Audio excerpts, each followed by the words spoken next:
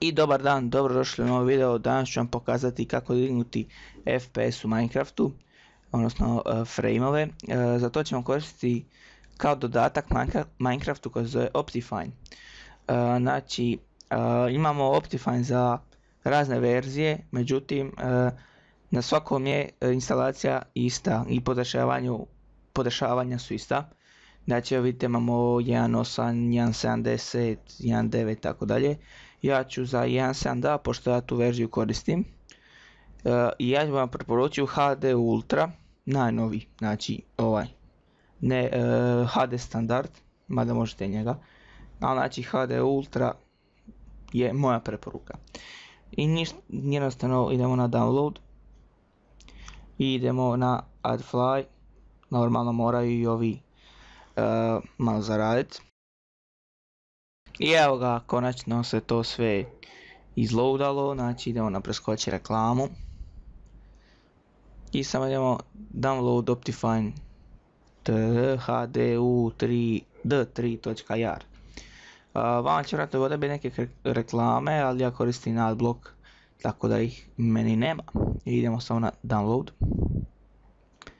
Idemo na keep.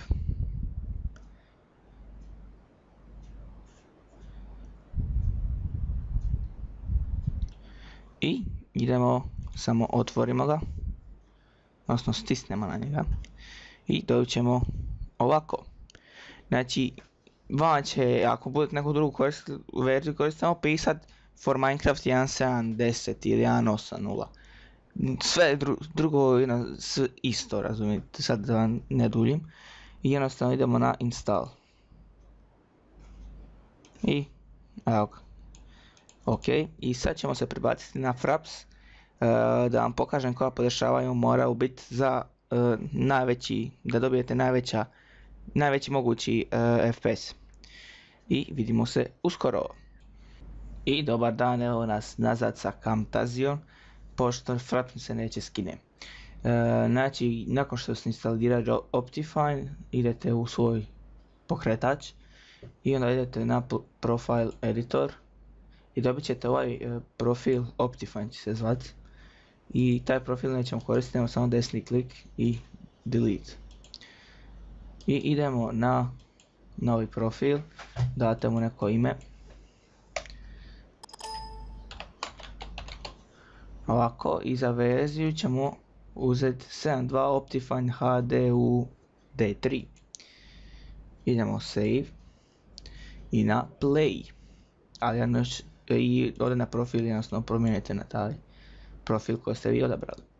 I evo nas na Minecraftu, znači idemo, bit ćete biti ovdje, znači idemo u mogućnosti ili postavke videa.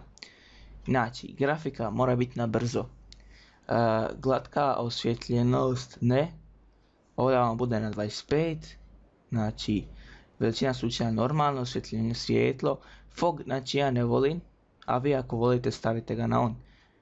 Teksture servera ne.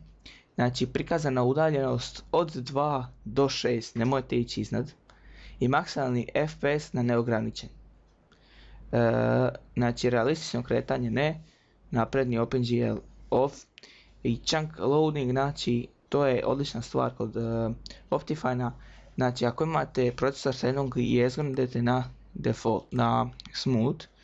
Ako imate s više zgrada, 2 ili više, idemo na multicore. I nakon toga idemo na quality.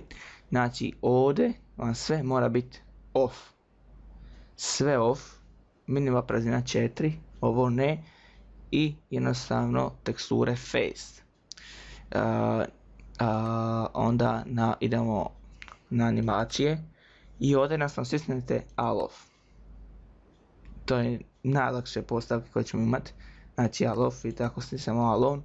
Sad stisnemo all off i sve će nam biti off. Gotovo i idemo na ostale. Ovdje sve mora biti off osim vremena. Znači ako ovo stavite off, on će isto biti brži, ali nećete vidjeti snijeg, kišu i to je glupo.